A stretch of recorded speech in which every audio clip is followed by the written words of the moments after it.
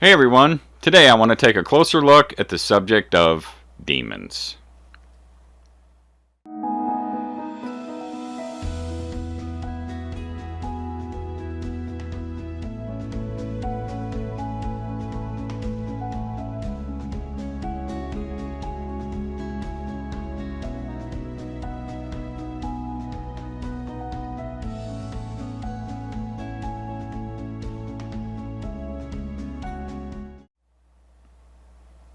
Shalom everybody, and welcome to Beit Tefillah.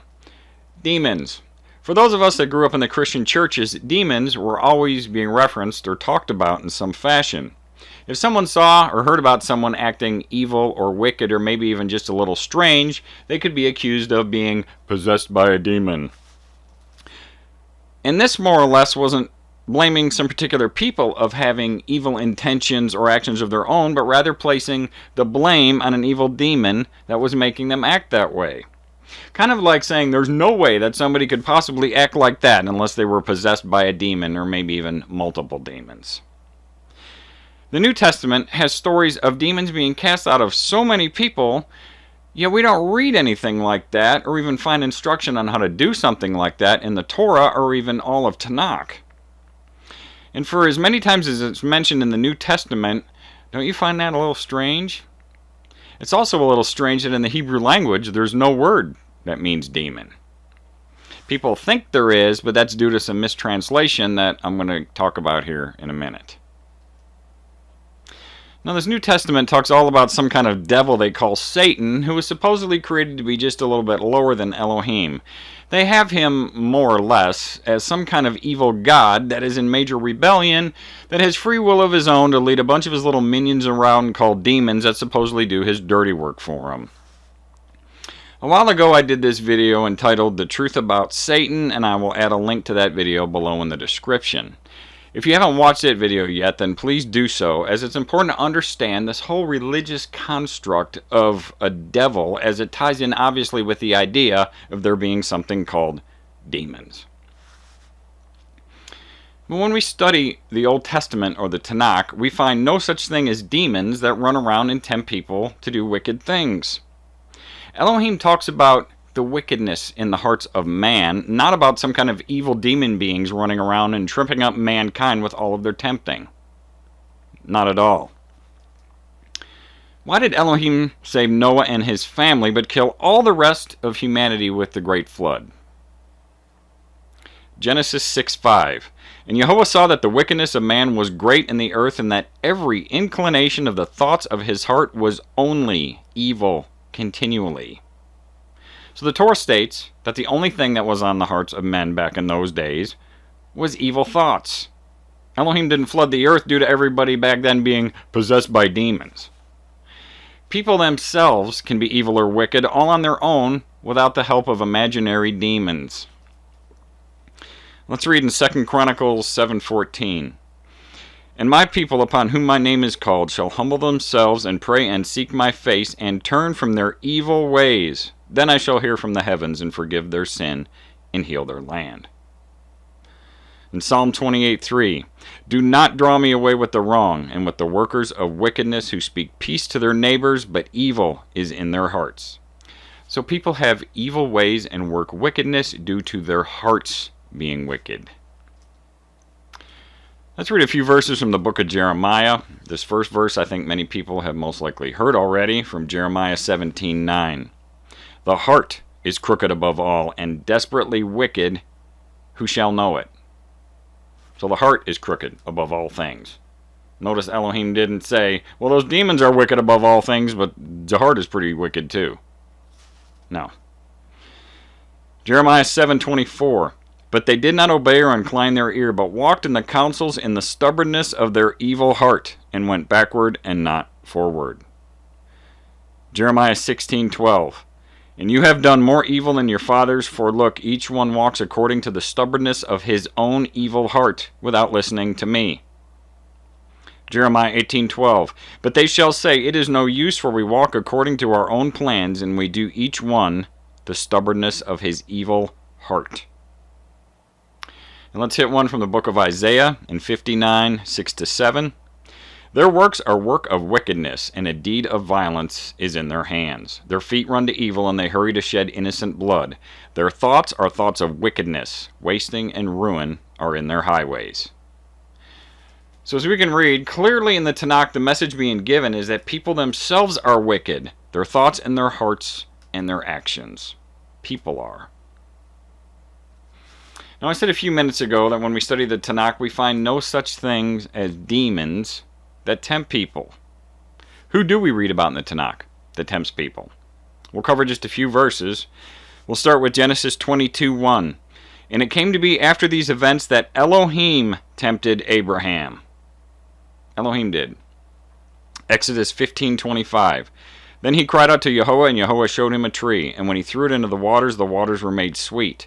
There he made a law and a right ruling for them, and there he tried or tempted them. Elohim did. Deuteronomy 8:2.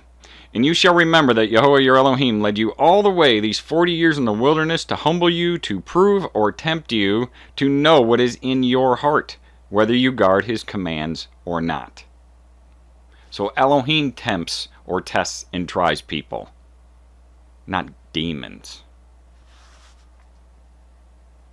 Elohim also said in Isaiah 45:6-7, I am Yahweh, and there is none else, forming light and creating darkness, making peace and creating evil. I, Yahweh, do all these. And also recorded in 1 Samuel 19:9, and an evil spirit from Yahweh came upon Shaul as he sat in his house with his spear in his hand. So that's something that a lot of people don't think about, that Elohim creates evil. He can send evil spirits or thoughts or inclinations. Okay, that's from Elohim. He's not using something called demons. I also stated a few minutes ago that there is no word in the Hebrew language for demon. But since some Bibles do have demon in a few verses in the Old Testament, I thought I better talk about that. Now, in quite a few places in the Tanakh, they use the word demon instead of the correct definition of goat, shaggy, or hairy when they mistranslated the Hebrew word Zair. And a perfect example of that is in the King James Bible in 2 Chronicles 11:15, which states, And he ordained him priest for the high places and for the devils and for the calves which he had made. Some verses will say devils, some will say demons, but that's what I had in my King James Bible. That word devils in that verse was translated from the Hebrew word Zair. The ISR Bible has a better and more accurate translation of that verse, which reads as such, As he appointed for himself priests for the high places and for goats and the calf idols which he had made. So the correct translation here for that word that they said was devils is goats. But the first time the word Zair was used in the Tanakh is here in Genesis 27:11. And Yaakov said to Rivkah his mother, See, Esau my brother is a hairy man, and I am a smooth-skinned man. Hairy in that verse was translated from the Hebrew Zair. It's also here this verse from Leviticus 4:24. And he shall lay his hand on the head of a goat and slay it at the place where they slay the ascending offering before Yahweh. It is a sin offering. The word goat in that verse also comes from the Hebrew Zair. So if people want to argue that the Hebrew Zair can also mean demon, well, I don't think Elohim was commanding them to sacrifice a demon to him for a sin offering. Now the false gods and the idols of the heathens are called shadim in Hebrew, which is plural of the word shade, which was translated in many Bibles of today as the word demons. I think it's only in 2 verses in the Tanakh. So let's read those, starting with Deuteronomy 32:17. They slaughtered to demons, not Eloah, mighty ones they did not know, new ones who came lately, which your fathers did not fear. So that word for demons comes from the Hebrew word shade or shadim. Same with Psalm 106:37. And they slaughtered their sons and their daughters to demons. Demons there, same thing, from the Hebrew word shade. And we can easily see that it means an idol from the verse that directly follows that last one in Psalm 106:38. And they shed innocent blood, the blood of their sons and daughters, whom they slaughtered to the idols of Canaan. So no matter what we have, as far as the word demon in the Hebrew translations of the Tanakh today, there is no Hebrew word which is an equivalent to the meaning of this English word we know as demon. And the whole idea of some kind of devil with his evil demon buddies tormenting people are nothing but a creation of the church recreated from old pagan beliefs and false gods. The children of Israel never heard of anything called demons, as there isn't such a thing. Plain and simple as that. People can be wicked. They make their own decisions based on the inclinations and the thoughts of their heart. Well, I hope this video blessed you. Thanks for watching, everyone, and for being a part of Beit Tefillah. Please sub to our channel if you haven't done so yet. Shout out and a shalom to all my brothers and sisters who are Yisrael and scattered worldwide in the dispersion. Everybody be blessed and have a wonderful day.